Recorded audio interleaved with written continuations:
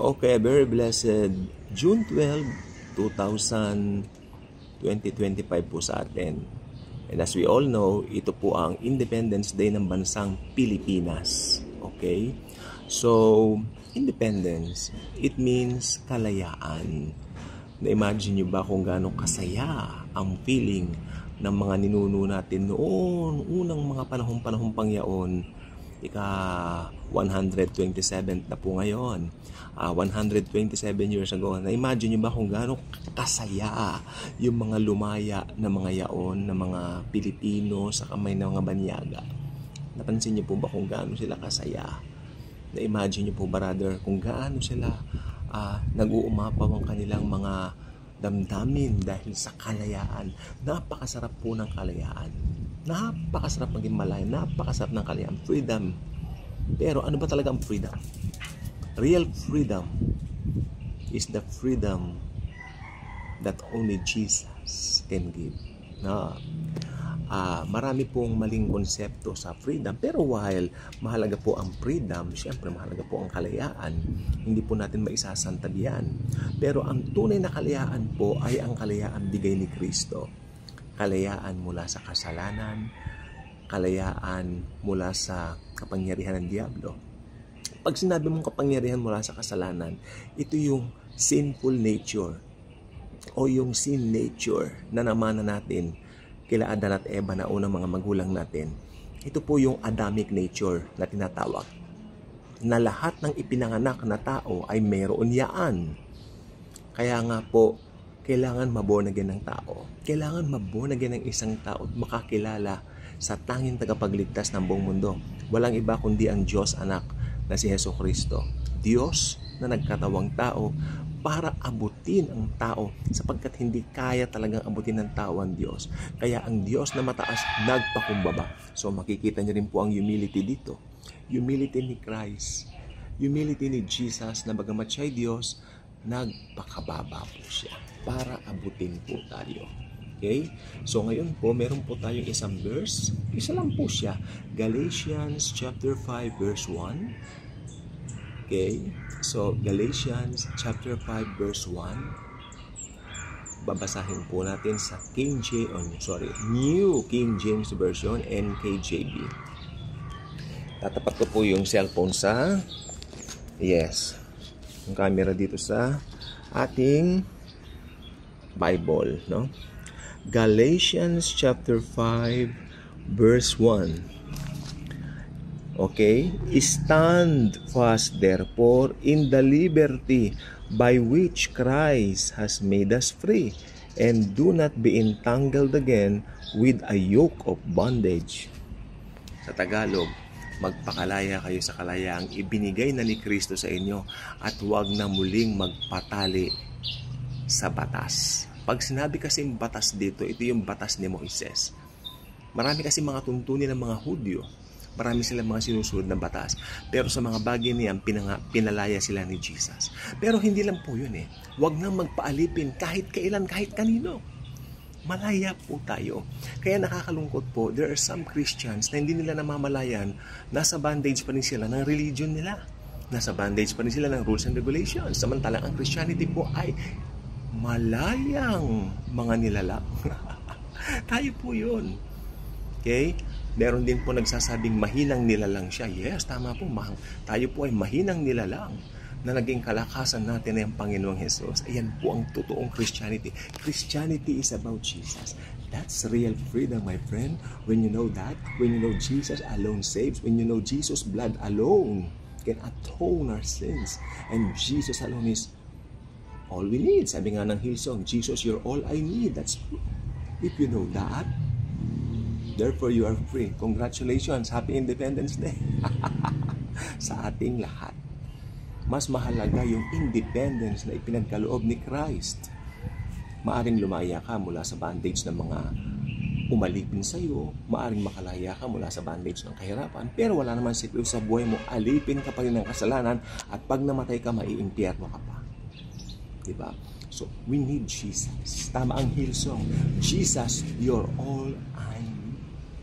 Ayoko pong umawit dito, baka makapirate claim po tayo. Pero you know what? That song means a lot to me. Every time I hear that, di ko maiwasang mamayak. Totoo po talaga. It's only Jesus. Panginoong Jesus lang po. Types of bandage. Bandage sa masyadong paghanga sa mga artista. Nasa bandage po ang mga yan. Yung mga humahanga sa mga celebrities ng masyado, iniidolo ang mga ito, bandage yan. Bandage po yan. Ano pang uri ng bandage sa makabagong panahon ngayon? Bandage sa masyadong pagpapayaman. Samantalang sabi ng Panginoon, di kita pababayaan ni iiwan man. Okay? So, marami po. Kasi yung idolatry, talagang yan ang ipinupukol ngayon ng Diablo para ihanda ang mundo sa pagdating ng Antikristo. Darating ang Antikristo po. Darating po ang Antichrist. Kaya masyadong paghanga sa mga celebrities, yung mga fans, umahanap ng maiidolo, yan pong mga yan ay nasa bandage pa po sila. Hindi pa nila kilala kung sino ang dapat hangaan. Actually, yung hindi nila pinapansin si Jesus, yan ang tunay na nagmamahal sa kanila. Yung mga hinahangaan mo mga yan, hindi ka naman kilala ng mga yan, kung tutusin. Diba? Hindi ka naman kilala. Hindi po masamang humanga, pero yung masyadong iniidolo mo na, sinusundan, ini-stalk mo na, hindi po yan maganda. That's idolatry. Okay? And again, Satan is referring the world to idolatry because at that time when the Antichrist arrived, all eyes will be on the Antichrist alone. Okay? That is the demand of Satan because through the Antichrist, Satan is going to be worshipped. Okay? So, idolatry, bandage po yan. Ano pa? Bandage mula sa inggit. Yung mga mainggitin po, no? Dumarating din po sa akin yan, pero alam niyo, pag naiisip ko si Jesus, naaalis. Kasi, yung kinukumpara mo yung sarili mo sa iba, that's a great deception of the devil. That's bondage. Especially if you're a Christian, that's bondage. Ba't may kukumpara ang sarili mo sa iba? Jesus loves you. You have Jesus. Yung mga pinagkukumparahan mo ng ibang tao, wala naman kay Jesus. Mostly yung mga kinaiinggitan mo, hindi naman Kristiyano. How dare you? How dare you? Naiinggit ka sa hindi Kristiyano? Ano ka?